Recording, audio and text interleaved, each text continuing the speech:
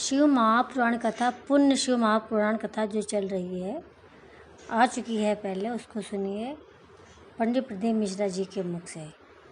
पुण्य शिव महापुराण की मैं तेरी तकलीफ मिटा दूंगा, तो चक्कर में मत आओ। ये दुख तकलीफ स्वयं को मिटाना पड़ेगी। और स्वयं कैसे मिटाओगे? कर्म को कर कर, मेहनत को कर कर, और भगवान शंकर की भक्ति पर विश्वास रख कर जब तुम आगे बढ़ोगे तो अपने आप कर्म के करते करते आपका दुख मिटता चले जाएगा। स्वयं को मिटाना।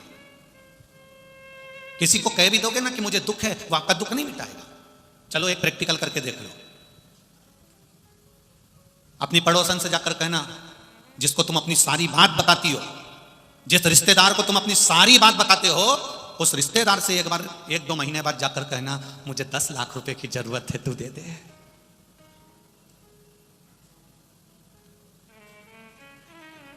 जम के बोलो जरा। नहीं देगा ना? नहीं, तुम्हारे गांव में ऐसा हो तो बता दो। बोलो रे, देगा कोई? नहीं देगा। अब तुमने इतनी सारी बात उसको क्यों फिर बताई? मेरे घर में ये तकलीफ है, मेरे घर में वो तकलीफ है, मेरे घर में ये दुख है, मेरे घर में वो दुख है। जब वो तुमको तुम्हारी दुख की घड़ी में 10 लाख नहीं दे सकता, 10 लाख तो जाने दे, 10,000 नहीं दे सकता, तो फिर अपनी बात कहकर अपना मन उसके सम्मुख में क्यों खोलते हो? जो देने वाला है मेरा देव अधिदेव महादेव, उसके पास जाकर अपनी बात रख दीजिए। आप उसके पास जाकर कहो, भोलेनाथ तेरे दरबार से कोई खाली नहीं गया, तेरी चौखट से कोई खाली नहीं गया। 2022 जाने वाला है मेरे भोलेनाथ, 2023 आने वाला है मेरे बाबा। ऐसी कृपा करना। हम जानते हैं कि 22 के बाद में 23 आने वाला है। 22 जैसा भी गया आपकी कृपा से गया, पर मेरा विश्वास जितना अभी आपके चरणों में है, 2023 में उससे ज्यादा विश्वास आपके चरणों में हो जाए। मेरा विश्वास आपके चरणों में उससे ज्यादा हो जाए। सर्वे भवन्तु सुखिना। मेरा गांव, मेरा घर, मेरा मोहल्ला, मेरी सोसाइटी, मेरी कॉलोनी, मेरा गांव, मेरा प्रदेश, मेरा देश, मेरा राष्ट्र और संपूर्ण विश्व का कल्याण हो जाए, ऐसी कृपा मेरे महादेव का देना।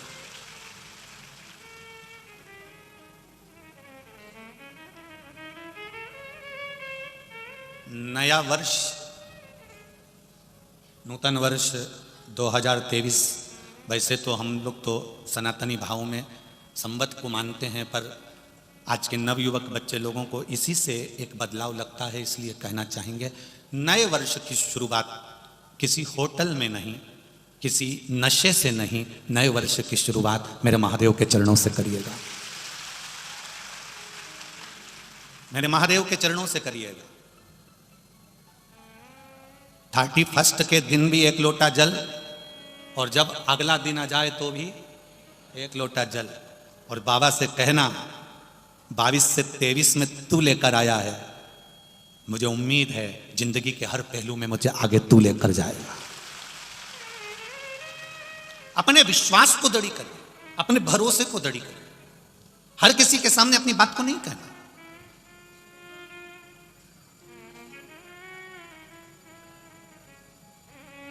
क्यों अपनी बात को हमारे किसी के सामने कहें?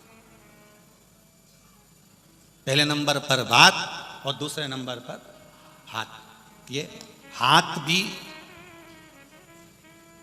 हर किसी को मत दे देना।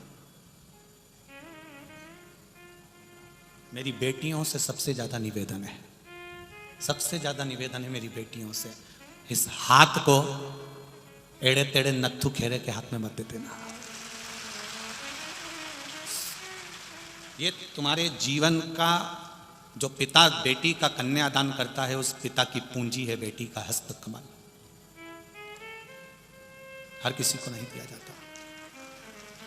जरा सा बॉडी शॉडी बना ली, जरा सी गाड़ी घोड़ा ले आया, 2-4 बार तुमको चाउमीन खिलाने ले गया, और तुमने अपना हाथ उसके हाथ में दे दिया। बहुत सोचिए। बात भी पर किसी के साथ विश्वासघात मत करें। एक राजा ने विश्वासघात किया तो बात भी मेरे शंकर के पास जाए, और ये हाथ भी नहीं सुन सकते हैं। इसमें बहुत सी रेखाएं उल्टी सीधी होती है। हो सकता है हमारे भाग्य में कहीं दुख लिखा हो, कष्ट लिखा हो। तो जब जब मंदिर में जाओ, शंकर के मंदिर में जाओ तो जल चढ़ाकर शिव जी के जल को हाथ में झेल लो, और राम कृष्ण के मंदिर में जाओ, दत्त के मंदिर में जाओ तो पंडित जी, संत, गुरु, साधु आपके हाथ में चरणामृत दे तो इस हाथ को आगे कर दो। क्यों? चरणामृत का जल, शंकर भगवान का चढ़ा हुआ जल, गुरु जी के हाथ का प्रसाद, परमात्मा के हाथ का जल जब हमारे हाथ में आएगा तो रेखा कितनी भी उल्टी हो वो सीधी होती चली जाएगी। तो मंदिर में जाओ, तुम्हारे यहाँ भी बहुत सारे मंदिर हैं, लक्ष्मी नारायण का मंदिर होगा, वेंकटेश भगवान का मंदिर होगा, दत्त मंदिर होगा, राम जी का मंदिर होगा, कृष्ण भगवान का मंदिर होगा, गुरु जी का मंदिर होगा, शंकर जी का मंदिर होगा। उस मंदिर में जाना, पंडित जी आसन लगा के बैठ जाते हैं, बोलो सही है कि गलत है? और वो एक पंचपात्र से तुमको देते कि नहीं देते चरणों तक? अरे बोलो तो जम के देते हैं। पंडित जी ने कभी तुमसे ये किया, मुंडा फाड़ो, और पंडित जी ने कहा लो मैं तुम्हारे मुंह में डाल देता हूं, बोला कभी ऐसा? नहीं। उन्होंने एक बात जरूर की, हाथ आगे करो, बोला कि नहीं बोला? हाथ आगे करो। पंडित जी क्यों बोल रहे हैं कि हाथ आगे करो? पंडित जी कह रहे हैं हाथ आगे करो, और वो हाथ इसलिए आगे करो क्योंकि हाथ आगे कर कर जब तुम भगवान का चरणामृत प्रसाद इस हाथ में लेते हो तो हाथ की उल्टी रेखाएं अपने आप सीधी होना चालू हो जाती हैं। हाथ आगे करो, और वो हाथ परमात्मा की सेवा में आगे करना, परमात्मा की भक्ति में आगे करना।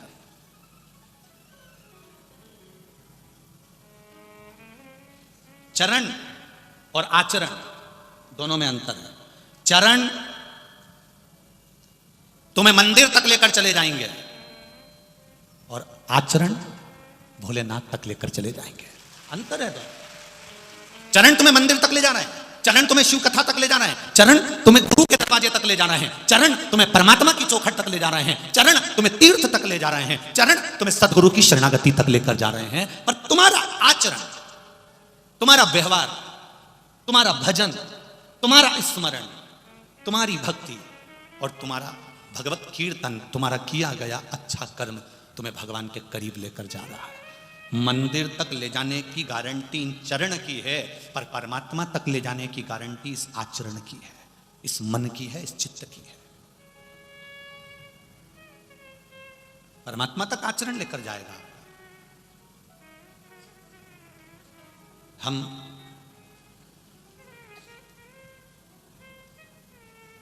एक बात अपने जीवन में ध्यान में रखें आप, हमारा जो मनुष्य का जो देह होता है, मानव का जो शरीर होता है, ये बड़ा विचित्र शरीर होता है।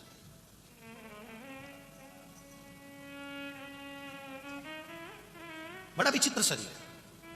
कई लोग कहते हैं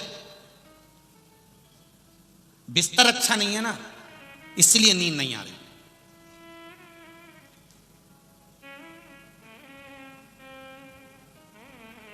मैं आप सबसे पूछना चाहता हूं, जितने भी लोग आस्था चैनल पर कथा सुन रहे हैं और जितने लोग फेसबुक यूट्यूब पर कथा सुन रहे हैं और जितने लोग यहां बैठकर कथा सुन रहे हैं, बिस्तर से, गादी तकिए से, डनलप के गद्दे से, फोम के गद्दे से, रुई के गद्दे से, कपास के गद्दे से या बहुत सुंदर मखमल के गद्दे से कभी नींद आती है क्या?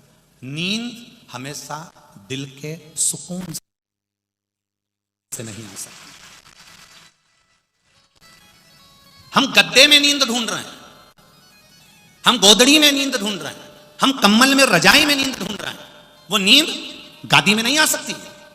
कोई डनलप का गद्दा, इतने सारे लोग बैठे हैं, इसमें से किसी किसी के घर में तो इतना मोटा भी गद्दा होगा, इतना जोरदार होगा, एसी भी लगा होगा, डनलप का गद्दा भी होगा, सोफा भी होगा, सब कुछ होगा, उसके घर में सारा सुख होगा। पर पूछो, रात को 12-12 बजे तक नींद नहीं आती, करवट बदलते रहो, नींद ही नहीं आ रही है। फिर पत्नी पति से कह रही मुझे नींद नहीं आ रही, ना जान। पति बोले, कभी कभी पति बोल देता मुझे नींद नहीं आ रही, एसी बढ़ाया, एसी डाउन करा, पानी पी लो, पानी पिया, गोली खाई तो भी नहीं आई, रात के 3 बजे फिर उठ के बैठ गया। आखिर नींद क्यों नहीं आ रही? क्योंकि हमने गद्दा तो बड़ा ले लिया, हमने गद्दा तो मोटा बना लिया, हमने एसी भी लगवा लिया, पर इस दिल को महादेव से नहीं जोड़ पाए, इसलिए वो नींद चली गई।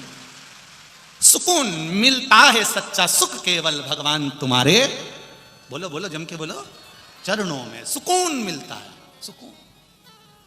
तुम यहां देखो, रात को कोई आए हो तो यहां पर कभी दर्शन करना। रात के लोग जो रुकते हैं उनको, कम्बल पे सो रहे हैं, कारपेट पे सो रहे हैं, गद्दे पे सो रहे हैं, रात भर भजन चलता है, 11-12-1 बजे तक लोग नाचते रहते, कूदते रहते, भजन करते रहते, और सवेरे फिर कितने घंटे की नींद लेते होंगे इस कथा में? कितने घंटे की? ये बैठने वालों से पूछना कभी। 2 घंटा चैन की नींद सो गए तो सो गए होंगे, नहीं तो भगवान की भक्ति में ऐसे डूबे रहते, उनका भजन चलता रहता। भजन सवेरे उठे, तैयार हुए, फिर बैठ गए, शाम हुई, फिर अपने काम में लग गए और भजन करने में लग गए। और वो नींद जो 2 घंटे की लेते हैं, वो इतनी सुकून की नींद लेते हैं कि उनको ये मालूम ही नहीं पड़ता कि डंलप के गद्दे पे सो रहे हैं कि गोधड़ी पर सो रहे हैं। सुकून, उनको ये मालूम है बैठा है।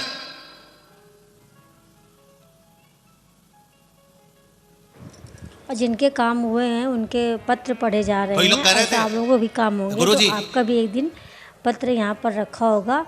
कई जो बार कथा आप में नींद क्यों आती पंडित है? प्रदीप मिश्रा जी से सुनेंगे। भजन में नींद क्यों आती है? शादी में तो नींद ही नहीं आती, किटी पार्टी में तो नींद ही नहीं आती, कहीं जन्मदिन की पार्टी हो, होटल में पार्टी हो, तो 12-1-2 बजे तक तो कोई नींद का काम ही नहीं है। और हम तो दिन में कथा में बैठे 2 बजे, तो भी कभी कभी आंख में झपकिया, कभी कभी झपकिया जाती है। गुरु जी क्यों ऐसा होता है? हमने कहा बच्चा पूरी मोहल्ले में खेलता रहता है, बच्चे को कहीं नींद आती है मोहल्ले में? बोलो बोलो जम के, नहीं आती। वो बच्चा पूरे मोहल्ले में खेलने के बाद अपने घर आता है, माँ की गोद में बैठता है, पापा की गोद में बैठता है, पिता की गोद में बैठता है। माँ की गोद में बैठते से ही, पिता की गोद में बैठते से ही पिता माता उसके ऊपर हाथ रखते हैं और बच्चा गोदी में ही सो जाता है। वो बच्चा गोदी में सो गया, पूरे मोहल्ले में कहीं जाकर नहीं सोया, सोया तो माँ की गोद में, पिता की गोद में सोया। उसी तरह उस बच्चे को जो सुकून मिलता है वो माता और पिता की गोद में मिलता है, और आपको जो सुकून मिलता है वो शिव महापुराण की कथा में मिलता है। इसलिए थोड़ी थोड़ी कभी कभी, थोड़ी थोड़ी कभी जब आ भी जाए तो कोई बुरी बात नहीं है। समझ लेना आज मेरे पिता ने, मेरे भोलेनाथ ने हाथ रख दिया है, इसलिए सुकून में सो रहा। मेरी माँ की गोद में आज मुझे सोने का मौका मिला, सुकून।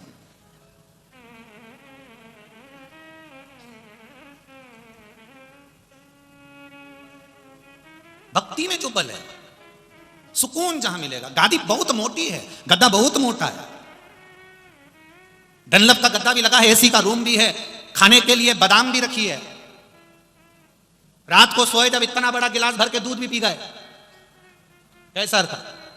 2-4 और लड्डू खा गए, पेट भर के खाना खाया, फिर भी नींद गायब है। वो नींद गई कहाँ है? तो कहा दादी से या तकिए से नींद नहीं आती, नींद हमेशा सुकून से आती है। जब हृदय, दिल, मन, चित्त जब परमात्मा में लगा कर बैठोगे, तब भगवान भी कहेगा ये मेरा हो गया, मैं तेरा हो गया। तुमने सारी चिंता, पूरी की पूरी चिंता परमात्मा को सौंप दी, तो फिर चैन की नींद सो गए आनंद से।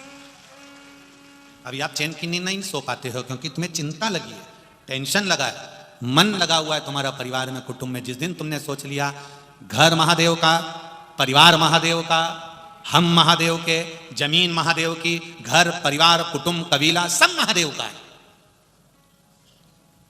जब तुमने अपना मानना छोड़ दिया तो वो संभालेगा।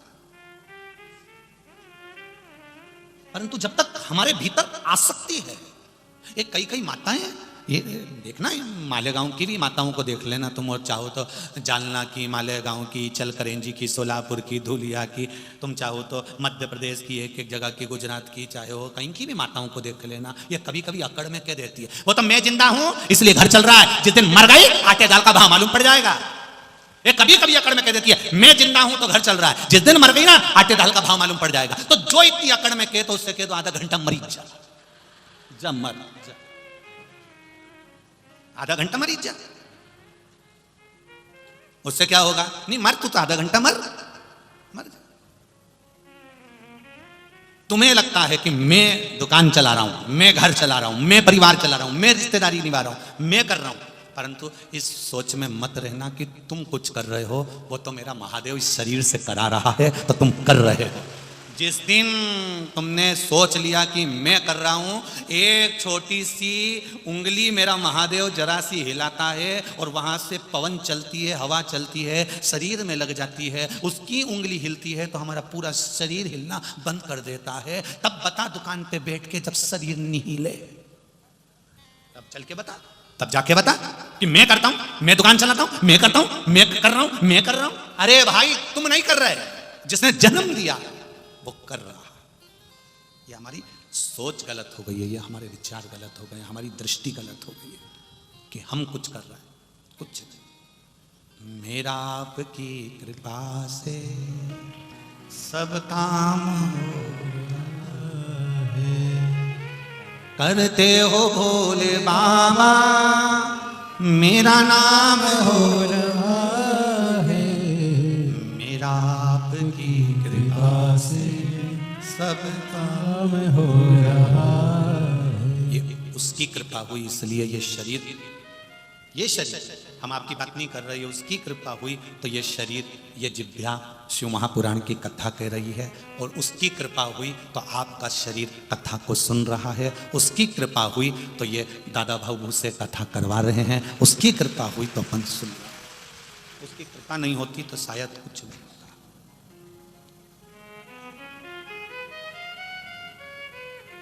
कल हम नीचे अग्रवाल जी से बात कर रहे थे तो वो उनके अग्रवाल जी कह रहे थे, गुरु जी अब तो मन ऐसा हो गया है कि साल 2 साल में एक बार भगवान की ऐसा कुछ ना कुछ पुण्य का कार्य होते रहना चाहिए। हाँ, इन्हीं से बात चल रही थी हमारी, तो कह रहे थे कि गुरु जी साल 2 साल में कहीं ना कहीं पुण्य का कार्य अपने मालेगांव में होते रहना चाहिए। ये सीख मिल गई शिव महापुराण से, साधुवाद, कुछ ना कुछ भगवान का स्मरण होता है, चलता है भजन में, मन में, चित्त में। बहुत छोटा सा जीवन है, बहुत छोटा सा।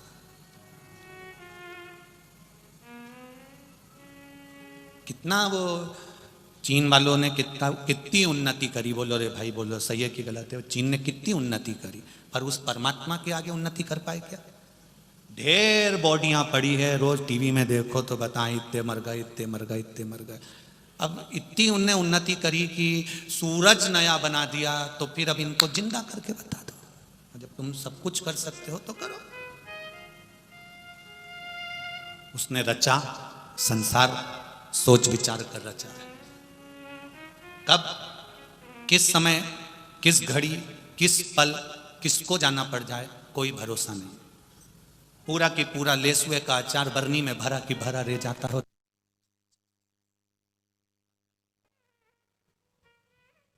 पापड़ भी पूरे के पूरे धरे की धरे। दो भी नहीं खा पाया, निपट गया। क्या कर?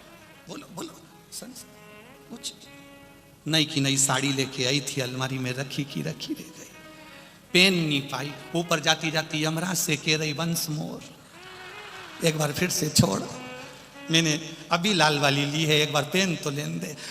तुरंत यमराज बोला चाट, नहीं पहनने देना, चल। इसलिए आपसे निवेदन है, जितनी अच्छी अच्छी रखी हो सब पहन लो, ऊपर जाके दुख नहीं होगा कि मैंने ये पहनी नहीं। ये जीवन बड़ा बड़ा विचित्र है, बड़ा। इसको किसी ने पत्र लिखा, वो पत्र कमरे में पड़ा है हमारे, वो हम जिस गाड़ी में कल गए थे उस गाड़ी में किसी ने पत्र दे दिया था, वो पत्र हमारा कमरे में रखा। उन्होंने कहा क्यों गुरुजी, हमारे यहाँ पर मालेगांव में इतने सारे महाराज आते हैं, इतनी ज्ञान की बात करते, इतनी विद्वत्ता की बात करते, तुम्हें सास बहू से फुर्सत नहीं मिलती? कभी इधर की बात कह दो, कभी उधर की बात कह दो। अब उसने पत्र देकर चले गया, हम जवाब नहीं दे पाए, तो हमने कहा चलो आज मौका मिला है, हम आपसे एक बात पूछें। तुम्हारे घर में इतने बड़े बड़े भगोने रखे, बर्तन इतने बड़े बड़े बर्तन, क्या तुम रोज रोज उन बर्तन में खाना बनाती हो?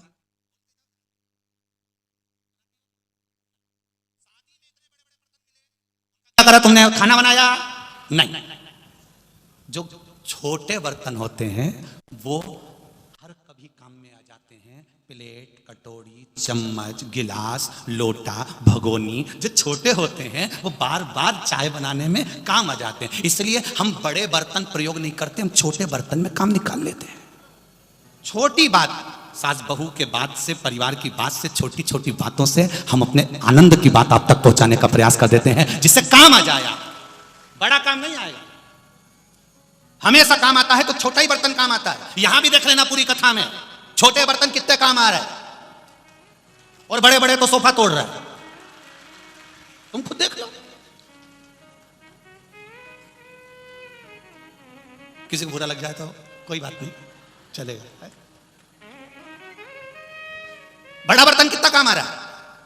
कोई बड़ा बर्तन काम आएगा? नहीं, छोटा बर्तन काम आएगा। जितने छोटे, कोई कहे हम बहुत छोटे आदमी, हमारा गांव बहुत छोटा सा, हमारा परिवार बहुत छोटा सा, हम ऐसे, हमारे पास धन नहीं, धन भी छोटा, हमारे पास कुछ भी नहीं, चिंता मत करना, हमेशा छोटा ही काम आता है, बड़ा किसी काम का नहीं।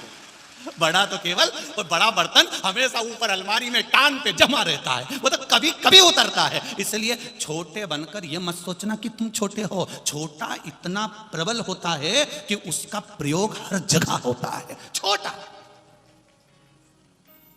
एक कपड़ा फट गया, कपड़ा फट गया, अब इसको जोड़ने के लिए तुम वो बोरा सिलते हैं, वो सूजा लिया, या फिर कोई और बड़ा सामान लिया तो उसका कोई फर्क। छोटे में जो सुख है, छोटे में, वो हर जगह पर काम आ जाता है। छोटा हर जगह,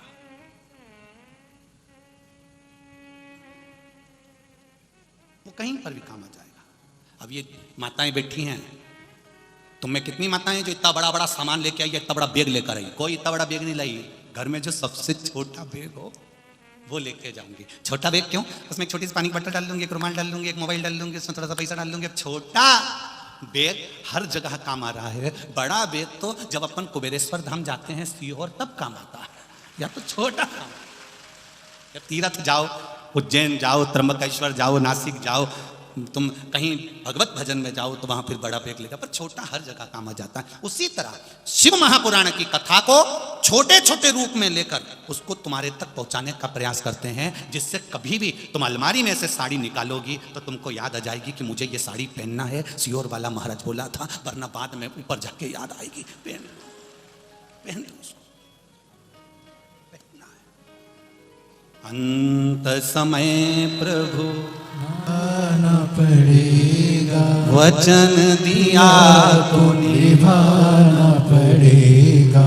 आए ना आए प्रभु कुटुंब कबीला, अंत समय प्रभु आना पड़ेगा, वचन दिया तो निभाना पड़ेगा। छोटी बात से हमको हमारे जीवन में उतारना, बहुत बड़ी बात कर कर, बहुत विद्वत्ता की बात कर कर, मालूम पड़े हमने कह दिया तुम्हारे सिर पे से निकल जाए तो क्या मतलब की ऐसी कथा?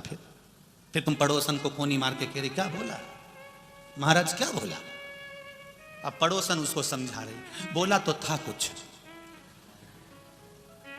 मैंने भी सुना तो था। तो उसने बगल वाली से पूछा तूने सुना महाराज क्या? हाँ, 2 बार मुंडी इधर करी थी, 1 बार उधर करी थी, बोला तो था। अब घर जाते जाते फिर आखिरी में पति ने घर पर पूछ लिया, कथा में अपन गए थे, तुमने सुना था? क्या सुना था? पता नहीं, मेरे को तो मालूम भी नहीं, बगल में छोरा रो रिया था तो मेरा ध्यान मत चले गया, मेरे को नहीं। अब छोटी सी बात तुमको याद रह जाएगी कि अलमारी खोली, साड़ी नीचे गिरी, तो तुम्हें समझ में आ गया नी साहब पहनना जरूरी है, साड़ी अपनी है। अपने जाने के बाद लोग ऐस करेंगे अपनी साड़ी अपनी बहुओं पहनेगी, उसने कभी अपने को एक साड़ी नहीं दी और वो अपनी पहने, अच्छा बन तो पहन के छोड़ के जाओ, पूरा प्रयोग करिए। मनुष्य की देह मिली है, मानव का शरीर मिला है, खुश होकर जा, जिंदगी पूर्ण एंजॉय से जियो। जिंदगी एंजॉय से जीने का मतलब यह नहीं है कि जिंदगी को नशे में डुबो दो।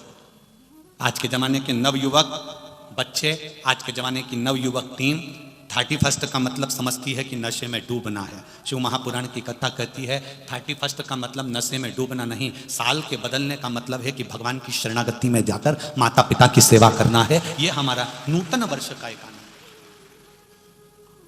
नशे में डूबकर नूतन वर्ष नहीं होता, भगवान की भक्ति में डूबकर नूतन वर्ष होता है। करो भजन भगवान का, स्मरण भगवान का करिए। किसी को भी मेरे भोलेनाथ ने हल्का नहीं बनाया, मेरे परमात्मा ने तुमको भेजा तो कीमती बनाकर भेजा। जैसे एक नोट होता है,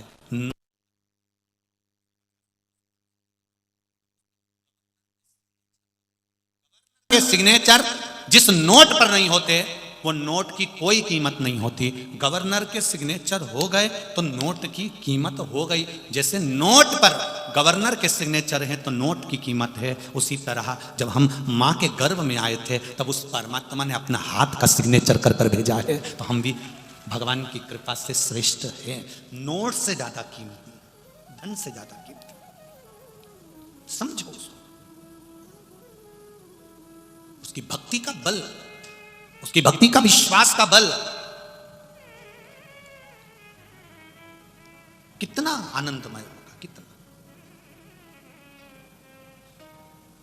पुण्य कमाने के लिए बहुत सारे मौके मिलते हैं, पर पुण्य व्यक्ति का कहां समाप्त हो जाता है ये वो समझ नहीं पाता।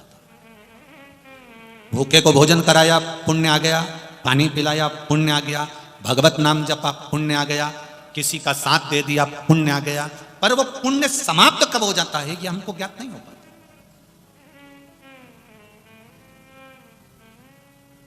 करो, भगवत स्मरण करो, भजन करो, कीर्तन करो, पर एक बात का स्मरण अपने साथ में यह भी रखो कि पुण्य किसी साधारण व्यक्ति की सेवा से हमको प्राप्त हो सकता है। संत एकनाथ जी महाराष्ट्र के बड़े बड़े विद्वत संत, एक बार संत एकनाथ जी ने अपने साथियों से कहा, शिष्यों से कहा, साथ वालों से कहा, मेरा मन कर रहा है कि प्रयागराज चलें, त्रिवेणी संगम में जाकर स्नान करें, त्रिवेणी संगम का जल लेकर, कावड़ लेकर रामेश्वरम में जाकर भगवान शंकर को चढ़ाएं। तो किसी ने पूछ लिया, गुरुदेव त्रिवेणी का जल ले जाकर हम रामेश्वर में चढ़ाएंगे, उससे क्या होगा? संत एकनाथ जी ने कहा, बहुत पुण्य की प्राप्ति होगी, चलो अपन चलते हैं। सारे गांव के लोग संत एकनाथ जी के साथ में त्रिवेणी चले गए। त्रिवेणी में सबने स्नान किया, गंगा यमुना सरस्वती का स्नान कर कर, त्रिवेणी संगम का स्नान कर कर, संत एकनाथ जी के साथ सबने कांवड़ बन ली।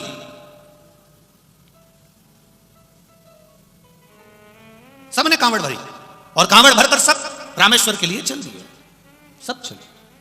मुख में भगवत नाम, राम कृष्ण हरि राम कृष्ण हरे राम कृष्ण हरे राम कृष्ण हरे राम कृष्ण हरि जय राम कृष्ण हरे राम कृष्ण हरि जय राम कृष्ण हरे राम कृष्ण हरि जय राम कृष्ण हरि राम कृष्ण हरे राम कृष्ण हरे राम कृष्ण हरि राम कृष्ण हरि राम कृष्ण हरे राम कृष्ण हरे राम कृष्ण हरि राम कृष्ण हरि राम कृष्ण हरे राम कृष्ण हरे। संत एकनाथ जी भगवत भजन करते करते करते करते बीच मार्ग में पहुंच गए। त्रिवेणी संगम कोसों दूर हो गया, रामेश्वरम कोसों दूर हो गया, बीच में है संत एकनाथ जी और उनके साथ में आए सारे भक्त। क्या देखा संत एकनाथ जी ने? सामने एक गधा पड़ा हुआ है, पानी के लिए तड़प रहा है। गधा पानी के लिए तड़प रहा है। सब भजन गा रहे थे, सब कीर्तन गा रहे थे, सब जाते जा रहे थे। संत एकनाथ जी रुके। साथ वालों ने पूछा, गुरुदेव गुरुदेव आप कहां जा रहे हैं? वो गधा पड़ा हुआ है, धड़कन चालू है, बहुत दूर तक कहीं पानी नहीं दिख रहा है, मुझे लगता है इसको पानी की प्यास लगी। जिभ्या निकाल रहा है, मुंह खोल रहा है। संत एकनाथ जी चले, पीछे पीछे चले चले, शिष्य चले। संत एकनाथ जी को लीला करना थी, लीला करा। उन्होंने कहा, पानी दो इसको, गधे को पानी पिलाओ जल्दी से, गधे को पानी दो। अब जितने लोग थे उनके पास पानी तो नहीं था, पर त्रिवेणी का जो जल रामेश्वरम लेकर जा रहे थे वो जल सबके पास में, सबकी कावड़ थी। गुरुजी गधे को पानी दे देंगे तो फिर रामेश्वरम पर क्या चढ़ाएंगे? पुण्य हमारा इतनी दूर पानी भरकर ला रहे हैं और पुण्य हमारा चले जाएगा गुरुजी, पुण्य हमारा समाप्त हो जाएगा। गुरुजी ने सबको कहा, पानी डाल दो, इसको पानी पिला दो। कोई नहीं पिलाया, क्योंकि रामेश्वरम में जल चढ़ाने से पुण्य मिलेगा। इतनी दूर से हम भर कर लेकर आए हैं, अगर यहीं पर पानी पिला देंगे गधे को तो हमारा पुण्य कहाँ जाएगा? संत एकनाथ जी ने अपनी कांवड़ को रखा, कांवड़ में से जल निकाला, संत एकनाथ जी ने गधे को पिला दिया। गधा ने पानी पिया, उठकर भाग गया। गधा भाग, पानी पीकर गया। गधा जब पानी पीकर भागा सारे शिष्यों ने और आनंद में जो साथ चल रहे थे उन्होंने कहा गुरुदेव अब आपका पूरा जल तो यहीं गधे को दे दिया आपने, फिर महादेव को चढ़ाने के लिए, रामेश्वरम को जल चढ़ाने के लिए आपके पास कुछ नहीं बचा, आप कैसे पुण्य कमाएंगे? इतनी दूर से पैदल चलकर आ रहे थे, सारा पुण्य का जल तुमने गधे को दे दिया। संत एकनाथ जी ने कहा यह मेरा विश्वास कहता है, यह मेरा भरोसा कहता है कि इस गधे को प्यास लगी थी, पानी पिलाकर मैंने जो पुण्य कमाया शायद मुझे वो पुण्य वहां भी नहीं मिलता, ये निश्चित है। तो तुमने गधे को पानी पिलाया, क्या वो पुण्य का फल क्या तुम्हें रामेश्वर में प्राप्त हो सकता है? संत एकनाथ जी ने कहा मैं तुम्हारे साथ रामेश्वर के लिए निकला हूं, चलूंगा, मेरे पास कांवड़ नहीं, जल नहीं, पर यह मेरा विश्वास करता है कि वो जल का पात्र भी मुझे वहां मिलेगा, ये मेरा विश्वास करता है। अगर मैंने इसको दिया है तो वो खाली नहीं जाएगा, वो मिलेगा जरूर। और एकनाथ जी चल दिए और संत एकनाथ जी जब रामेश्वरम पहुंचे हैं तब एक बच्चा दौड़ते हुए आकर कहता है काका, ओ काका, तुम्हारा ये कलश बीच रास्ते में छूट गया था, ये पानी का कलश में तुम्हें देने के लिए आया। साथ खड़े हुए जितने खड़े थे, साथ वाले जितने शिष्य खड़े थे, जितने सेवक खड़े थे, सब स्तुब्ध रह गए।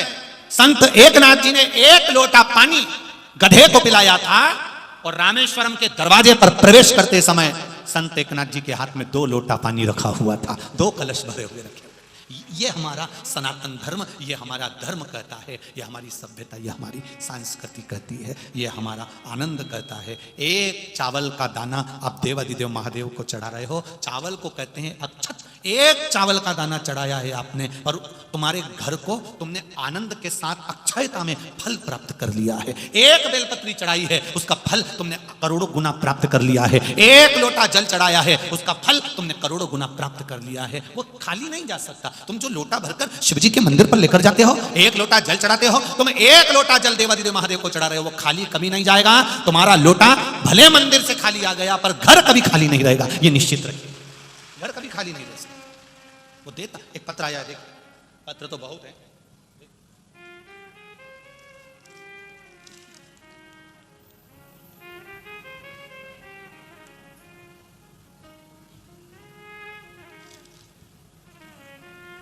शंभो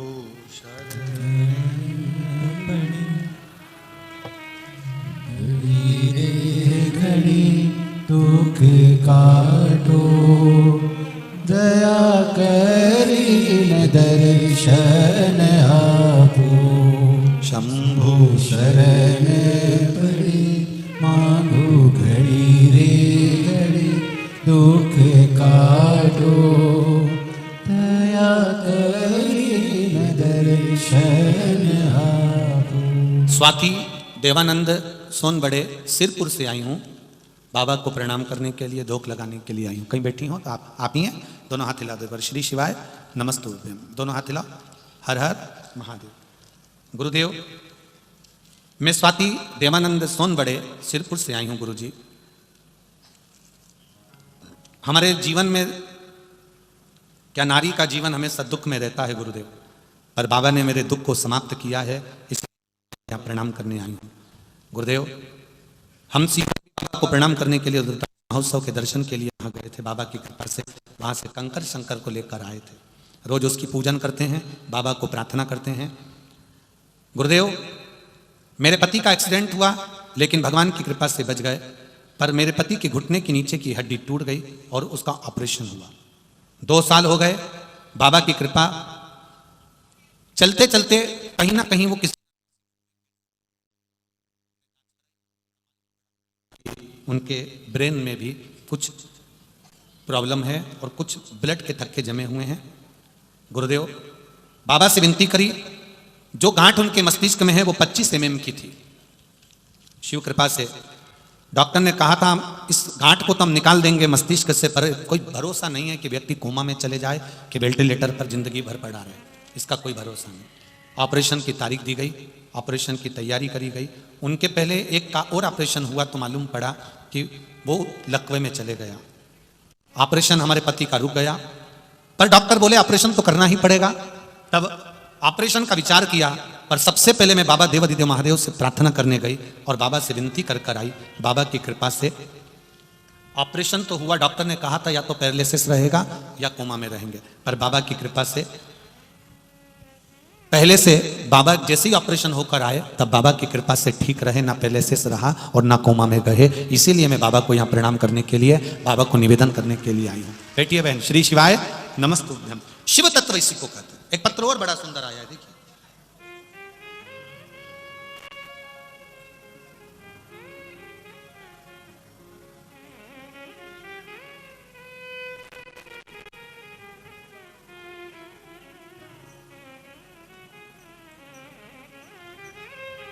तेरी कृपा बिना ना हिले होठ भी अनु, लेते हैं श्वास तेरी कृपा से तनु तनु, बखान क्या करूं मैं लाखों के ढेर का, शक्ति भगोद में है खजाना कुबेर का। Bhagyashree Satish Kshirsagar police parade ground Janju corner Malegaon से आए हैं। कहीं बैठे हो तो हाथ हिलाइएगा। आप ही हैं? दोनों हाथ हिलाओ। श्री शिवाय नमस्तुभ्यम। मेरे भोले बाबा का क्या वर्णन करूं गुरुदेव। मेरे पति के मुंह में छाला हो गया था, जिनका फोटो मैंने लगाया है पति का। हमने बहुत उपचार किया, तभी हमने नासिक जाकर मानवता हॉस्पिटल में जांच कराई, फिर रिपोर्ट में कैंसर बोला गया। 22 मार्च को 31 मार्च को डॉक्टर के कहने से ऑपरेशन करवाया। ऑपरेशन के बाद थोड़ा समय तक अच्छा लगने लगा, फिर 1 साल हो गए गुरुदेव, बाद में फिर मुंह में छाला आ गया। छाला आया और डॉक्टर को फिर दिखाया तो उसने कहा कैंसर है। तब आंखों से आंसू बहने लगे और सोचा कि गजब हो गया कि फिर कैंसर आ गया, अब क्या करें। तभी आपकी कथा सुनना चालू किया और मैंने पशुपति व्रत करना प्रारंभ करा। डॉक्टर से कहा कि अब ऑपरेशन नहीं कराएंगे, आप दवाई दे दो। और वो दवाई हमने कुंदकेश्वर बाबा का नाम लेकर शिव जी को समर्पित कर कर 1 लोटा जल चढ़ाना, दवाई कुंदकेश्वर बाबा का नाम लेकर डॉक्टर की दी हुई दवाई को खाना चालू करा। गुरुदेव डॉक्टर ने फिर जांच करने बुलाया, कहा इसका ऑपरेशन करना जरूरी है, कैंसर और फैल रहा है। जब हमने फिर जांच कराई, हमने कहा दवाई दे दो। वापिस आए, बाबा का फिर वापिस लोटा भर जल का प्रयोग करना प्रारंभ करा। जब लोटा भर का जल का प्रयोग करना प्रारंभ करा, बेलपत्री लाती उनको देती, बाबा की कृपा ऐसी रही। अगली बार फिर जांच कराने के लिए नासिक गए, तब डॉक्टर ने कहा अब इनका छाला ठीक होना प्रारंभ हो गया है, धीरे धीरे कैंसर समाप्त हो रहा है और रिपोर्ट नॉर्मल आई है। बाबा की कृपा से अब वो ठीक है। बैठिए बहन। श्री शिवाय नमस्तुभ्यम। अब ठीक है। ये शिव तत्व है, ये शंकर। मैंने तेरे ही भरोसे ओ बाबा, तेरे ही भरोसे हवा विच उड़ती जावांगी, बाबा डोर तो छड़े नाम कटी जावागी, भोले मैं तेरी पतन, शंभु मैं तेरी पतन। हमारा निवेदन केवल शिव पर विश्वास। डॉक्टर से इलाज करवाओ, गोलियां खाओ, जांच कराओ, सब कुछ करो, पर साथ में मेरे देवादिदेव महादेव को भी लेकर चलो। जैसे हॉस्पिटल जाते हो तो पर्स में रुपये रखकर ले जाते हो, वैसा ही जब दुख की घड़ी हो तब 1 लोटा जल चढ़ाकर मेरे महादेव को साथ लेकर जाओ। ये शिव तत्व जानेगा, मेरा उघड़दानी पर जानेगा। भक्ति का बल किसको कहते हैं? हाँ, छल विहीन जल होना चाहिए। आप जब महादेव को जल चढ़ाएं तो उसमें कोई छल की जरूरत नहीं है कि मैं छल करने के लिए, किसी को बर्बाद करने के लिए, किसी को नष्ट करने के लिए, किसी को कुछ बुरा करने के लिए हमको जल नहीं चढ़ाना। हमको जल चढ़ाना है केवल स्वयं के भाव के लिए कि मैं जानती हूं मैं महादेव के पास गई हूं तो मेरा हर पल, हर घड़ी, हर क्षण शिव का है, शंकर का।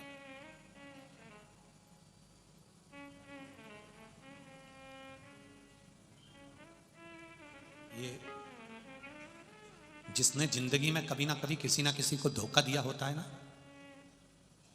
जिसने जिंदगी में कभी ना कभी किसी को धोखा दिया होता है, किसी के साथ विश्वासघात करा होता है। दुनिया का सबसे प्रबल पाप है विश्वासघात,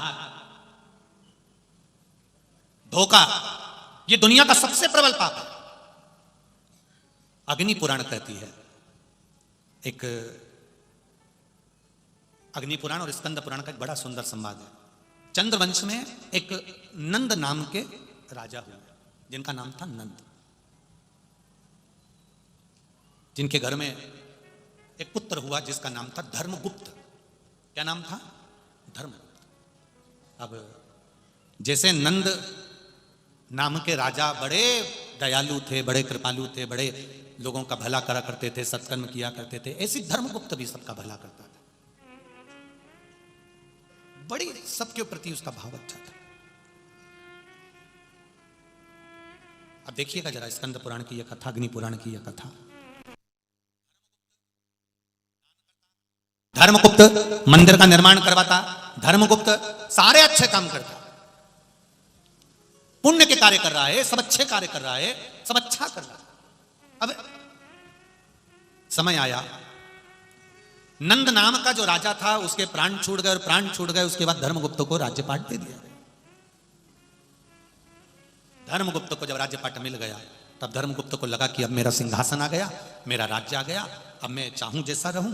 वो भलाई का काम करता था, ऐसा नहीं कि कोई बुराई का काम करता था। शिव महापुराण की कथा कहती है जब आपकी सत्ता हो, जब आपके पास कुर्सी हो, जब आपके पास पद हो, जब आपके पास में प्रतिष्ठा हो, आप बहुत अच्छे ओहदे पर पहुंच गए, बहुत अच्छी कुर्सी मिल गई, आपका प्रमोशन हो गया, आप बहुत अच्छे पद पर जाकर बैठ गए हो, बहुत अच्छी कुर्सी आपको मिल गई, बहुत सत्ता आपको मिल गई, बहुत वैभव आपको मिल गया, तो शिव महापुराण की कथा कहती है उस कुर्सी का, उस सत्ता का, उस वैभव का सदुपयोग करो। किसी को दुख मत दो, किसी के दुख को मिटाने के लिए अपनी कुर्सी का प्रयोग करना प्रारंभ करो, किसी को साथ देने के लिए प्रयोग करो।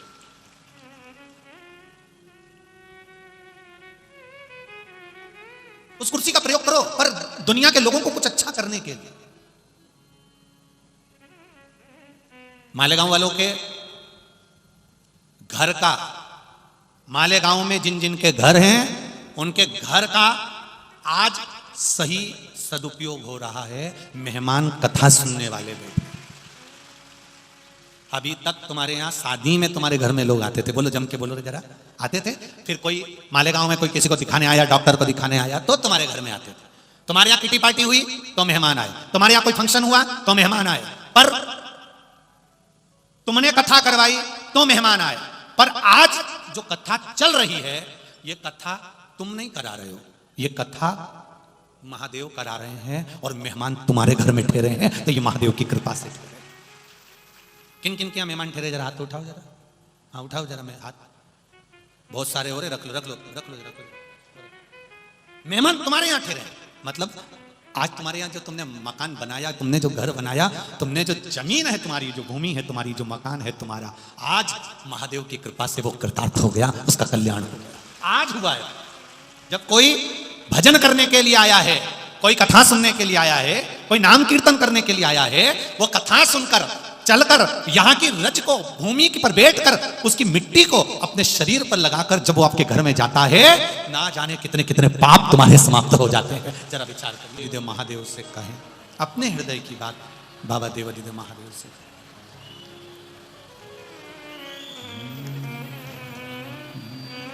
श्री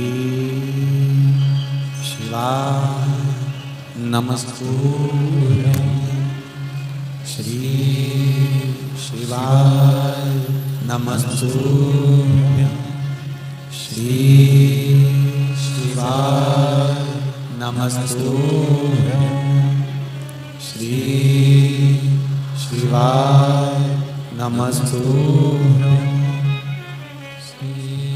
श्री शिवाय नमस्तुभ्यं, श्री शिवाय नमस्तुभ्यं। भोला सब दुख काटो मारा, ओ भोला सब दुख काटो मारा। शिव शंकर जपूं तेरी माला, भोले बाबा जपूं तेरी माला। भोला सब दुख काटो मारा, ओ भोला सब दुख काटो मारा। वेश है मंगल मंगलकारी, वेश है मंगल मंगलकारी। शमशान वासी हमारा, शमशान वासी हमारा भोला, सब दुख काटो मार। ओ भोला, सब दुख काटो मार। भगवान शिव की कथा कह रही है, दिल से, हृदय से, भगवान से, मन से जो कहा वो स्वीकार। आप दिल से कहिए उसको, वो दिल से स्वीकार करे। किसी के साथ किया गया धोखा, छल, विश्वासघात, रोड पर अगर किसी पागल को देख लो तो समझ लेना कि पूर्व में जो कर्म किया है तो आज अपने को सम्मुख में आया। मत दो किसी को, दो अच्छे कर्म की ओर अग्रण्य रहो। दुनिया अगर अपशब्द कहे, दुनिया आड़ा टेढ़ा बोले, बोलने दो। तारकासुर की कथा कहती है, तारकासुर जितना बड़ा उपद्रवी था उतना शिव का भक्त भी था। कंस को मारने के लिए भगवान ने जाकर नहीं पूछा था कि कंस तू कैसे मरेगा। रावण से जाकर नहीं पूछा था कि रावण तू कैसे मरेगा। हिरण्यकशिपु से जाकर नहीं पूछा था कि हिरण्यकशिपु तू कैसे मरेगा। हिरण्याक्ष से जाकर नहीं पूछा था कि हिरण्याक्ष तू कैसे मरेगा। केवल सारे असुरों में, राक्षसों में केवल एक राक्षस था, एक असुर था, वो था तारकासुर, जिसके पास में सारे 33 कोटि देवी देवताओं ने जाकर पूछा था कि तू मरेगा कैसे, तेरी मृत्यु, गला पकड़ा, तेरी मृत्यु का कारण क्या होगा, तू मरेगा कैसे, तेरी मृत्यु कैसे होगी वो बता। केवल एक, कौन था? तारकासुर। तू कैसे मरेगा, तेरे प्राण कैसे छूटेंगे।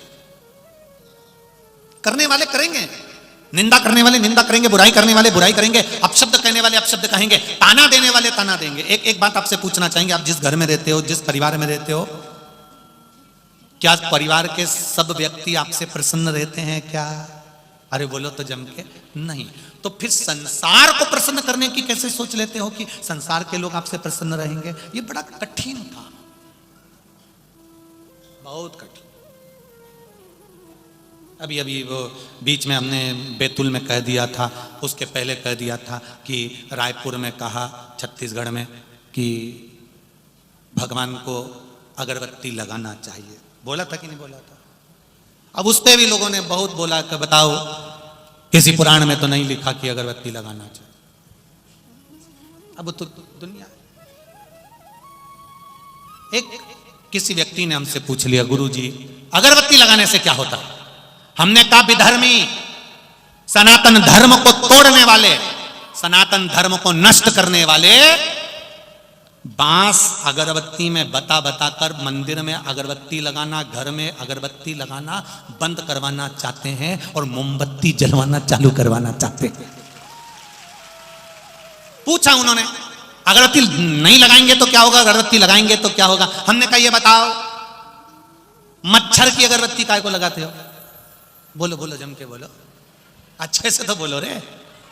मच्छर को भगाने के लिए, और भगवान को अगरबत्ती काय को लगाते हो? इन पापियों को और अपने किए गए पाप कर्म को भगाने के लिए। हमने अगर जिंदगी में कोई पाप कर्म करा हो, हमने अगर जीवन में कोई पाप कर दिया हो, भगवान के सामने 2 अगरबत्ती लेकर बैठ गए, परमात्मा हमारे पाप कर्म को समाप्त कर देना। हम कितने भी बड़े पापी हों पर तेरे चरणों के दास हैं, तू हमें अपना लेना। ये क्या होता है उससे? बहुत कुछ होता है। जब मच्छर की अगरबत्ती से मच्छर जा सकते हैं, तो मंदिर में अगरबत्ती लगाने से, घर में अगरबत्ती लगाने से, घर में अगर कुछ नेगेटिव हो, कुछ गलत हो रहा हो, कोई गलत कर रहा हो, तो उसकी सोच अच्छी होना प्रारंभ हो जाती है कि भगवान के चरणारविंद है। करो परमात्मा की। कहेंगे लोग अपशब्द कहने वाले, आड़ा टेढ़ा बोलने वाले आड़ा टेढ़ा बोलेंगे, कहने वाले कहते रह जाएंगे, ताने देने वाले ताना देते रह जाएंगे। तुम भगवान की भक्ति को मत छोड़ना, तुम भगवान के भजन को मत छोड़ना, तुम करते रहो भगवत भजन। तुम रोज रोज मंदिर जाओगी ना जल चढ़ाने, तो भी लोग तुमको टोक देंगे। सुन लो री मालेगांव वाली जी, तो भी लोग कह देंगे क्या होता है जल चढ़ाने से। तो जो तुमको ज़्यादा ज्ञान दे, सिर पे लो चोटी, जोरदार बनाओ जूड़ा, और उसके बाद उसके हाथ जोड़ के कह दो तेरे से ज्ञान लेना चाहने मैं आई थी तेरे पास हाथ जोड़ने कि मैं जल चढ़ा रही हूं तो मुझे ज्ञान दे। शंकर जी को जल अगर मैंने चढ़ा भी दिया, राम कथा में फोटो देखा राम जी को जल चढ़ाते हुए, कृष्ण कथा में फोटो देखा कृष्ण भगवान को जल चढ़ाते हुए, पार्वती जी का फोटो देखा जल चढ़ाते हुए, सती जी का फोटो देखा जल चढ़ाते हुए, केवल में ये कोई साधारण व्यक्ति नहीं करता, वही करता है जिसके ऊपर शिव की कृपा जल हो। चढ़ाने से इसके लिए एक आपको लोटा शिव की जल कृपा बहुत सारी जरूरी है। समस्या का। वीडियो देखते रहिए जल और के आगे महत्व सुनते को मैं रहिए। जानता हूं। ये पत्र देखो।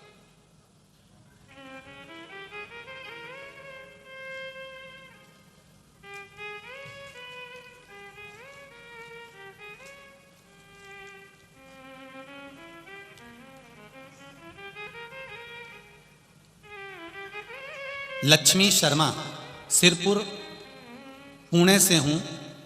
कहीं बैठी हो तो हाथ हिलाइएगा। लक्ष्मी शर्मा आप ही हैं? दोनों हाथ हिला दो एक बार। श्री शिवाय नमस्तुभ्यम। बाबा, मेरी देवरानी को डॉक्टर ने कहा कि इनको बच्चा नहीं होगा। उसको मिर्गी की फिट आती है। मिर्गी की फिट आती के कारण, मिर्गी की फिट होने के कारण इसको बच्चा नहीं होगा, और अगर बच्चा हुआ तो वो ठीक नहीं रहेगा। बाबा, उसका गर्भ नहीं ठहर रहा था, उसको संतान नहीं हो रही थी। बाबा, पशुपति व्रत करा, और पशुपति व्रत कर कर मेरी देवरानी से भी मैंने व्रत करवाया, और बाबा की कृपा से 1 लोटे जल का प्रमाण मैं खुद देने को तैयार हूं गुरुदेव। मेरी देवरानी का गर्भ ठहर गया। गर्भ ठहरा, डॉक्टर ने कहा था इसको जो बच्चा होगा वो ठीक नहीं होगा। अगर हो भी गया, 1 लोटा जल शिव जी को चढ़ाती, पानी लाती, देवरानी को देती, मैं भी पीती। भगवान शिव की कृपा ऐसी हुई गुरुदेव। बाबा से मैंने एक ही विनती करी थी, मेरी देवरानी को फिट आती है। शंकर जी के मंदिर से बेलपत्र लाती। एक बार आपने कथा में कहा था, बेलपत्री के नीचे की डंडी का भाग जो दुनिया के लोग तोड़ के फेंक देते हैं, वो शिव जी को चढ़ाकर खाया जाता है। मैंने वो खिलाना प्रारंभ करा, और बाबा कृपा देखिए कि देवरानी के गर्भ से एक बेटी ने जन्म लिया, और जिस दिन जन्म लिया बाबा ऐसी कृपा हुई, उस दिन से आज तक फिट नहीं आए, मिर्गी की बीमारी भी चली गई। ये शिव है। बैठिए बहन। श्री शिवाय नमस्तुभ्यम। फिट की बीमारी भी चली गई, गर्भ भी ठहर गया, बेटी का जन्म भी हो गया, और मेरे देवादिदेव महादेव ने संभाल भी लिया। तेरी कृपा बिना ना हिले एक भी लेते हैं श्वास, तेरी कृपा से तनु। ये शिव। एक पत्र और देखो, इन्हें लिखा है, हमको लिखने की जगह नहीं मिली थी, तो जो सुबह चाय का डिस्पोजल जिस खोखे में आया था, उस खोखे के डब्बे पे लिख रही हूं। उज्जवल नीलेश पाटिल, सिरपुर से हैं। कहीं बैठे हो तो हाथ हिलाइए, जहां कहीं भी बैठे हो। कहीं दिखा है क्या? अच्छा ठीक है, ठीक है, हाथ हिला दो ऐसा। श्री शिवाय नमस्तुभ्यम। उज्जवल नीलेश पाटिल, सिरपुर, महाराष्ट्र से हूं। मैं क्या बखान करूं गुरुदेव भोले बाबा का, मेरे पास शब्द नहीं। मेरे लड़के ने MBA किया था, लेकिन 2 साल से उसको जॉब नहीं मिल रहा था। मैंने आस्था चैनल पर आपकी कथा सुनी, पशुपति चैनल को लाइक करें, सब्सक्राइब करें और शेयर करें, जिससे आने वाली कथाओं का वृत्तांत आपको सुनने को मिले। हर घर महादेव। हुआ, मेरा लड़का इंटरव्यू के लिए पूना गया। पूना से कॉल आया, मेरा बेटा इंटरव्यू देने के लिए गया, और उसकी इंटरव्यू कॉल भी बाबा की कृपा से पशुपति व्रत के चलते ही सोमवार में आ गई। बाबा ने ऐसी कृपा करी। सवेरे मंदिर में थी, और मैंने आंखें बंद कर बाबा से विनती करी, बाबा मेरे बेटे का इंटरव्यू है। बाबा, मेरा बेटा कई जगह पर इंटरव्यू दिया, परंतु उसको कहीं नौकरी नहीं मिल रही। बाबा कुछ कृपा करो ना, मेरा बेटा कभी शिव जी को नहीं मानता, बाबा एक बार कृपा कर दो ना। मेरे बेटे को मैंने फ़ोन लगा कर कहा, तू शिव जी के मंदिर जा और बाबा से विनती कर कर फिर इंटरव्यू देने जा। मेरा बेटा शंकर जी के मंदिर गया, पहली बार मैंने उसको मंदिर भेजा। शिव जी के मंदिर गया, 1 लोटा जल वहीं मंदिर का रखा हुआ कलश से चढ़ा दिया। बाबा, जब मेरा बेटा इंटरव्यू देकर वापिस आया, मेरे पास बैठकर कहता है, माँ मैं इंटरव्यू देने के लिए बैठा था, पर सामने 4 लोग मेरे बैठे थे। मुझे ऐसा लग रहा था शंकर, पार्वती, गणेश और कार्तिक के बैठे हैं, और मेरा इंटरव्यू हो गया माँ, और बाबा की कृपा से मेरे बेटे का जॉब लग गया। मैं उनको प्रणाम करने के लिए आई हूँ। श्री शिवाय। अच्छा, पति भी आए आपके? हर हर महादेव, विराजमान होइए। श्री शिवाय नमस्ते। बैठिए। शिव तत्व इसी को करते। ओगड़ी शंकर की कृपा इसी को कर। दिल से कहो उसको, वो दिल से आए। उस पत्र में माँ ने लिखा है, मेरा बेटा उस दिन से मंदिर जाने विश्वास नहीं था, अब विश्वास जागृत हो गया, भरोसा जाग गया। और भरोसा उसने सियोर वाले महाराज पर नहीं किया है, भरोसा उसने किया अपनी माता के शब्द पर। जो उसकी माँ ने शब्द कहा, जो उसकी माता ने शब्द बोले, भरोसा उसने अपनी माँ के शब्द पर किया। आपसे भी निवेदन है, घर के बच्चों को जागरूक करिए, उनको बताओ कि शिव मंदिर जाने का क्या फल होता है, और फल नहीं भी मिले तो भी शंकर के मंदिर तो हमें जाना चाहिए। जाओ उसकी चौखट पर जाओ। एक पत्र देखो, पहले मकान देख लो जिसने पत्र लिखा है, उसने लिख के भेजा फोटो पर, घर के पहले मंजिल, जो जो दिखा रहे हैं वो आप लोग टीवी पे देखिएगा, घर का पहला मंजिल, घर का दूसरा मंजिल और घर के दूसरे मंजिल की गैलरी।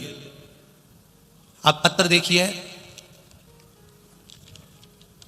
मैं कुंदन कैलाश पाटिल, मुकाम पोस्ट मिलावली, तहसील चोपड़ा, जिला जलगांव, महाराष्ट्र से हूं। कहीं बैठे हो तो हाथ हिलाइए, कहीं बैठे हो तो हाथ हिलाइएगा।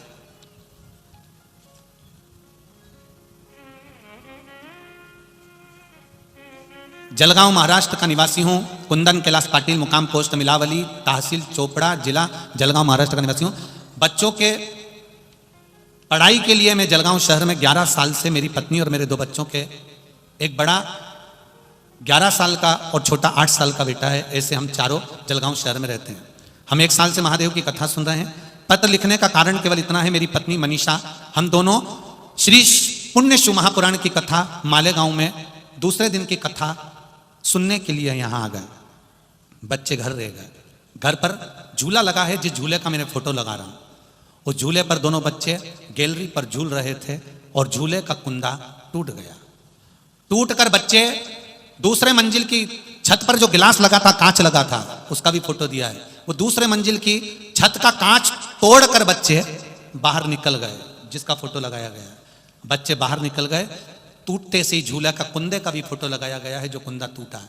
और बच्चे नाली की फरसी में, गटर की फरसी तोड़कर अंदर गिर गए, जिस गटर की फरसी का भी फोटो लगाया गया। बाबा की कृपा देखिए, आप भजन गा रहे थे गुरुजी और हम यहाँ नाच रहे थे उस भजन में, और बाबा मेरे बच्चों को दोनों को बचा लिया, एक चोट उनके शरीर में नहीं आई। उसका फोटो भी मैं लगा रहा हूँ कि बच्चे के शरीर में केवल जंघा पर एक छोटी सी चोट आई, उसके सिवा कोई चोट बच्चे के शरीर पर नहीं आई। ये शिव है, इसलिए मैं बाबा को यहाँ पर वापिस प्रणाम करने आया हूँ। मेरे बाबा ने उन बच्चों को बचा लिया। हमने पहले भी एक कथा में कहा है, तुम उसका मंदिर संभालो, जल का लोटा संभालो, कथा संभालो, वो तुम्हारा घर संभाल लेगा, ये निश्चित है।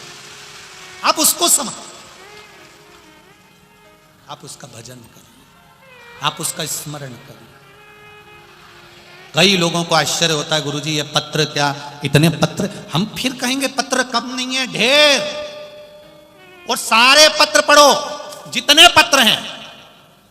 और जो कहते हैं कि पत्र कहीं कुछ हो तो इनमें नंबर तक लिखे हैं, आप पढ़ो और अपने जीवन में उतारो कि इन पत्रों में कितना वात्सल्य और शंकर के प्रति कितनी करुणा और कितना प्रेम लिखा गया, कितना विश्वास लिखा गया। हम तो कितने पत्र पढ़ेंगे, 2, 4, 5, 6, इससे ज्यादा पत्र पढ़ ही नहीं पाते। पढ़ो।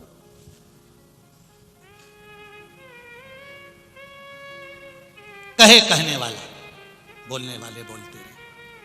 मेरा आपसे केवल इतना सा निवेदन है कि आपका विश्वास मत टूटने देना,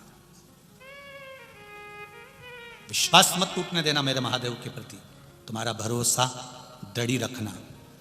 कई लोग कहते हैं मेरी माताएं, भरोसा डिग जाता है। मेरी माताओं से निवेदन है, शिव की कथा सुन रही हो, जब जब दुख की घड़ी तुम्हारे सामने हो, जब तकलीफ तुम्हारे सामने हो, उस समय पर कुछ मत करना, केवल मेरे महादेव को याद करना और चल पड़ना। शिव की भक्ति, उसको याद, एक मंत्र तुम्हारे पास में है जो शिव महापुराण का मूल मंत्र है। इस मंत्र पर भी लोग ना जाने कितनी बार ऑब्जेक्शन ले चुके, ना जाने कितनी बार उंगली उठा चुके। कई लोग कहते हैं ये सियोर वाला महाराज ने नया मंत्र निकाल दिया, ऐसा कर दिया वैसा कर दिया। पर सियोर वाला महाराज नहीं, शिव पुराण तो गीता प्रेस गोरखपुर की कहीं पर भी मिल जाएगी। उसको खोलना और इस मंत्र को निकाल कर पढ़ना। उस पढ़ा कि नहीं पढ़ा तुम लोगों ने? उस मंत्र को पढ़ोगे तो नीचे लिखा है, इस मंत्र का जाप करने वाले का केवल मुख का दर्शन कर लो तो हजारों अश्वमेध यज्ञ का पुण्य प्राप्त हो जाता है। मुझे तो लगता है कि यह स्वयं मंत्र, आज तक ये मंत्र दुनिया के सामने नहीं था, पर मुझे लगता है कि मेरे महादेव ने कहीं ना कहीं जन्म अगर दिया है तो इस मंत्र को कहीं आपके सामने लाने के लिए दिया होगा। मेरा मन स्वभाव, ये मंत्र छुपा था। हजारों औषधि की औषधि है श्री शिवाय नमस्तुभ्यम। हजारों औषधि की औषधि है श्री शिवाय नमस्तुभ्यम। इसको जपने वाला जहां से निकल कर जाता है, अगर मां के गर्भ में बच्चा मर गया, अधोगति में मर गया, कोई कुंवारी अवस्था में मर गया, एक्सीडेंट में मर गया, बहुत अभिलाषा थी, अटैक आ गया, शुगर बढ़ गई, बीपी बढ़ गया, कैंसर आदि में मर भी गया है, तो जो मंत्र का जाप करने वाला जाता है उसका मात्र शरीर से छूकर जाने वाली हवा ही उसका कल्याण कर देती है। इतना फल है श्री शिवाय नमस्तुभ्यम में, इतना फल है इस मंत्र के अंदर, इतना फल। कौन जानता था मंत्र को? मंत्र का स्मरण। भले दुनिया के लोग आप शब्द कहें कि ये श्री शिवाय नमस्तुभ्यम कहां से लिया आया, कहां से आया, उनसे निवेदन है गलती छाटने से पहले एक बार शिव पुराण की कथा को पूरा जरूर पढ़ना। जो जो चीज बेलपत्री की हो, शहद की हो, काली मिर्च की हो, धतूरे की हो, जो चीज इस व्यासपीठ से बताई जाएगी वो शिव महापुराण से, स्कंद पुराण से, गर्ग संहिता से, देवी भागवत से, लिंग पुराण से, नर्मदा पुराण से, इस पुराणों से निकाल कर आपके सामने रखी जाएगी, जिससे आपका जीवन सार्थक हो और जीवन की हर घड़ी तुम्हारी सुखमय हो। ये भाव रखा जाए। करो भजन शंकर, करो नाम जाप। शिव मंदिर में भी जाना तो ऐसे मत जाना कि शंकर के मंदिर में जा रही हूं, क्योंकि हमारे यहां शंकर का मंदिर नहीं होता, हमारे यहां शिव का शिवालय होता है, शंकर का देवालय होता है, हमारे यहां मंदिर नहीं होता। मंदिर में भगवान स्थापित रहते हैं, एक जगह पर स्थिर रहते हैं, पर मेरे शंकर के मंदिर में शंकर स्थिर नहीं रहता, वो शिवालय है। शंकर भगवान का नियम है, प्रदोष काल होता है, शाम का समय होता है, और मेरे शंकर भगवान नंदी पर बैठकर पार्वती के साथ घूमने निकल जाते हैं, वहां रहते नहीं। किसी भी मंदिर में चले जाओ, किसी मंदिर में आपने भगवान के शंकर के मंदिर में नंदी को बाहर बैठा हुआ देखा होगा। मंदिर में अंदर है क्या नंदी? बाहर क्यों बैठे रहते हैं? शंकर भगवान का कब मूड हो जाए, कब बैठे और चल दी है, क्योंकि दुख कहकर नहीं आता कि दुख आ रहा है। इसको दुख आया और इसने महादेव को याद किया, श्री शिवाय नमस्तुभ्यम बोला, और इसने याद किया महादेव मैंने शंकर कंकर जानकर तेरे को एक लोटा जल चढ़ाया था महादेव। इतने में तो महादेव तुरंत नंदी को तैयार, तुम्हारे यहां की गाड़ी जितनी तैयार नहीं उतना नंदी तैयार। तुम्हें तो ड्राइवर को फोन लगाना पड़ेगा, पेट्रोल डलवाना पड़ेगा, डीजल डलवाना पड़ेगा, आवाज लगाना पड़ेगा, तब वो आएगा, 2 घंटे की देरी कर देगा। यहां भगवान देरी नहीं करता, तूने पुकारा और वो दौड़े चले आया। तो शिवा नमस्तुभ्यं भोला सब दुख काटो मार, ओ भोला सब दुख काटो मार। शिव शंकर जपो तेरी माला, भोले बाबा जपो तेरी माला, भोला सब दुख काटो मार, ओ भोला सब दुख काटो मार। शिव कथा का रस तत्व जीवन का सुख दे जाता। तारकासुर के पास में देवताओं ने जाकर पूछा कि तुम मरोगे कैसे? तारकासुर ने कहा शंकर भगवान के पुत्र के द्वारा मरूंगा। भक्ति का जब बल बढ़ता है तो देवताओं को भी घबराहट होने लगती है, देवताओं को भी घबराहट होती है। भक्ति का जब बल बढ़ता है तब कहा, उस समय पर बोले, भक्ति के बल पर बोले शंकर भगवान के पुत्र के द्वारा मरूंगा, तब भगवान शिव के पुत्र कार्तिकेय बाबा सदानंद कार्तिकेय दी ने तारकासुर का संहार। देखिए, मौका मिले तो कथा श्रवण करना, उससे भक्ति प्रकट होती है और भक्ति के बल पर परमात्मा मिलता है, परमात्मा की प्राप्ति। एक पत्र देखिए, एक पत्र जरा ध्यान दीजिए। मनीषा बालू सिरसाट, जलगांव महाराष्ट्र, अम्मल नहर से हैं। कहीं बैठी हैं? कहीं बैठी हो तो हाथ अवश्य हिलाएं, जहां भी बैठी हो। मनीषा बालू सिरसाट। बाबा की कृपा कितनी है गुरुजी, क्या बखान करूं। 1 महीने से तबीयत खराब थी, तब हमने अम्मल नहर के सुयश हॉस्पिटल में सोनोग्राफी कराई तो पता चला कि बच्चेदानी में 3 गांठें हैं। बच्चेदानी के अंदर 3 गांठ थी, सूजन बताई गई थी। डॉक्टर ने कहा कि ऑपरेशन तुरंत करना पड़ेगा। हमने डॉक्टर से 1 महीने की औषधि ली और जब मुझे देखने के लिए हमारे गांव की मेरी जेठानी मीरा ताई मुझसे मिलने के लिए आई तो उन्होंने कहा शंकर भगवान पे जल चढ़ा और बेलपत्री खाना प्रारंभ कर। तब मैंने बाबा शंकर की कथा सुनना चालू करी और 1 लोटा जल चढ़ाकर बेलपत्री खाना चालू करी। गुरुदेव, उस बेलपत्री का क्या फल होता है देखिए गुरुदेव। मैंने बेलपत्री खाना चालू करी। अब मैंने मन में सोच लिया कि बच्चा दानी में अगर 3 गठान है और गठान निकली है, ना जाने अब मैं बचूं ना बचूं, तो मैंने कथा सुनना प्रारंभ करा। सबसे पहले मैं अशोकनगर मध्य प्रदेश में कथा चल रही थी, हमने वो कथा सुनी। फिर मंदोदरी शिव महापुराण की कथा सुनी। फिर मैंने बैतूल की ताप्ती शिव महापुराण की कथा सुनी और कथा सुनने के बाद मैं सीधे डॉक्टर के पास में सोनोग्राफी करवाने के लिए पहुंच गई, क्योंकि मुझे मालेगांव कथा सुनने आना था। मैं सोनोग्राफी करवाने जब पहुंची डॉक्टर के यहाँ, तो डॉक्टर भी देखकर आश्चर्य कर गया कि आपकी 3 गठानें बाबा की कृपा से गल चुकी है।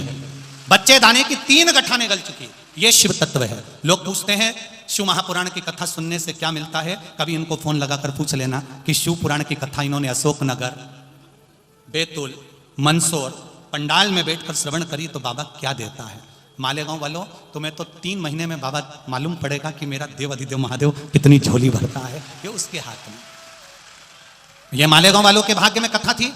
2 तारीख से 8 जनवरी तक नए साल की शुरुआत में 2 जनवरी से 8 जनवरी के 2023 की पहली कथा छत्तीसगढ़ के कोकनी बालोदा बाजार के पास में कोकनी गांव में चलेगी। उसका प्रसारण आस्था चैनल पर आएगा, टीवी पर आएगा, मोबाइल पर आएगा। आप सब दिल से आनंद के साथ नूतन वर्ष की शुरुआत के साथ में, और देखो 2022 का विराम भी कितना अच्छा हो रहा है। शिव महापुराण की कथा, मालेगांव की पुण्य शिव महापुराण की कथा, पुण्य कमाकर फिर आशुतोष भगवान की कथा का रसतत्व श्रवण करें। ये शिव तत्व भगवान कुंदकेश्वर